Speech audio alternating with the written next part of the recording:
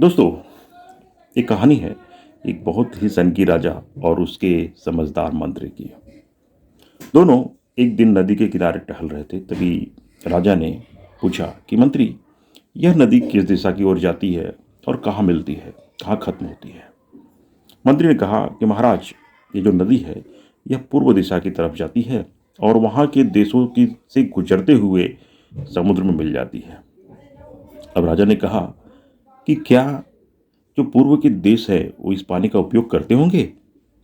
मंत्री ने कहा, महाराज, अगर यह नदी वहां से गुजरती है तो यह स्वाभाविक है कि वहां के देश के जो लोग हैं वो इसका पानी उपयोग में लाते ही होंगे। इस पर राजा ने कहा कि एक काम करिए, आप इस नदी के ऊपर जल्द से जल्द एक दीवार बना दीजिए। मंत्री ने कहा कि महाराज, अगर हम ऐसा करते हैं तो इससे हमारा काफी नुकसान हो सकता है। राजा क्रोधित हो गया और उसने कहा कि नुकसान की बात करते हो तुम मंत्री? नुकसान तो हमारा ऑलरेडी हो रहा है। यह जो पानी है ये हमारी नदी का है और पूर्व के देश के जो लोग हैं इसका मुफ्त में उपयोग कर रहे हैं। तो जल्द से जल्द मेरे हुक्म का पालन किया जाए और दीवार बनाई जाए। अब मंत्री के पास कोई भी दूसरा विकल्प न होने की वजह से उसने महाराज की बात मान ली और कारीगरों को बुला करके जल्दी से जल्दी दीवार बनवा दी। दीवार बन गई। राजा काफ़ी खुश था कि चलो, अब मेरी नदी का पानी जो है वो पूर्व के देश मुफ्त में यूज नहीं कर पाएंगे, उपयोग नहीं ला पाएंगे।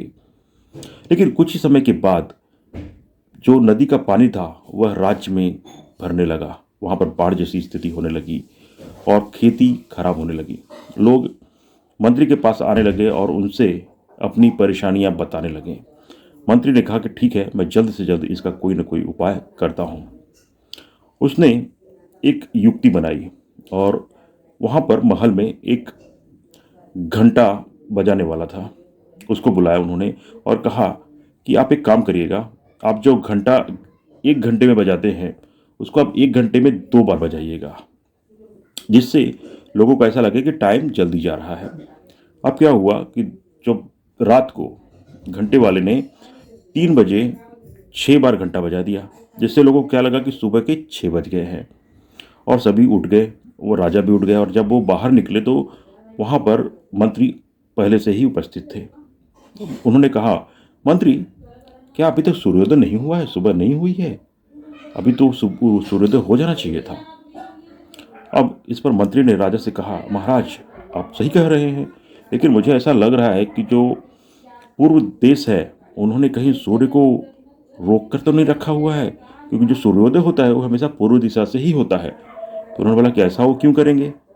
मंत्री ने कहा, महाराज, आपको तो मालूम ही है, हमने नदी पर बांध बना दिया है, वहाँ पर दीवार बना दी है, जिसकी वजह से हमारा जो पानी है, नदी का पानी है, वो पूर्व दिशा की ओर नहीं जा रहा है, जिसकी वजह से नाराज होकर के पूर्व देश जो है उन्होंने सूर्य को रोक दिया है, हमारा सूर्योदय बंद कर दिया है। अब इस पर राजा काफ़ी डर गया और उसने सोचा अब क्या किया जाए। उसने मंत्री से कहा कि आप किसी तरह से इसका उपाय करिए। तो मंत्री ने कहा कि अगर हम शायद इस दीवार को तोड़ दें और पानी को छोड़ दें तो क्या पता पूर्व देश जो है वो सूर्य को भी छोड़ देंगे।